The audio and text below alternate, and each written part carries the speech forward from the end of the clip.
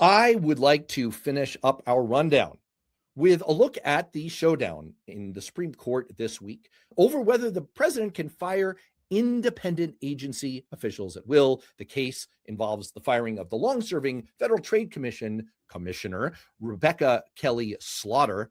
Wonderful graphic name there.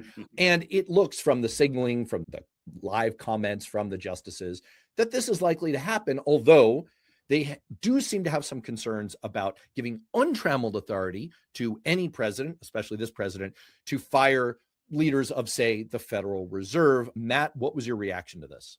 Look, I fundamentally think that a president should be able to fire people within the executive branch. I just think it's grown too big, too corrupt, too controlled by special interests. I do think it should happen.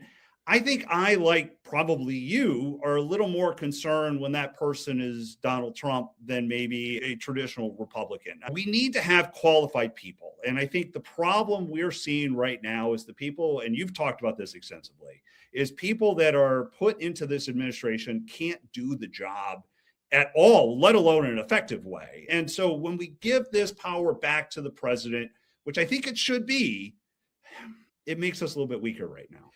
I'm going to go ahead and agree with you. I actually agree with 99.9% of everything you said. I'd have to find a feather and a candle to go looking for the little bits I don't agree with.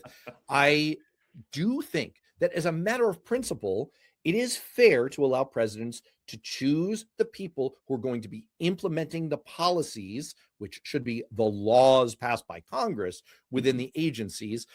But there is a reason that there is a law on the books that insulates certain functions of the federal government from political pressure. Now, if you say to me, maybe the executive branch agencies are too large and too bureaucratic, and in many cases are captured by special interests, I'm not going to dispute that.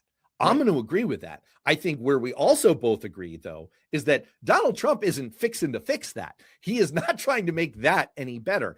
So what I'd be looking for here in a ruling is a compromise that certainly left inspectors general, who are responsible for oversight within these agencies, with their independence, with their insulation from political pressures, and certain critical functions like the Fed, independent. This idea that it's unitary executive, that is some cockamamie legal you-know-what.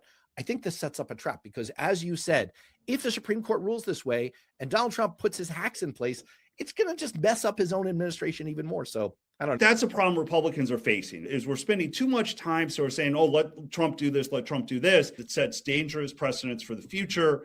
And so we got to get a curb on executive authority right now while we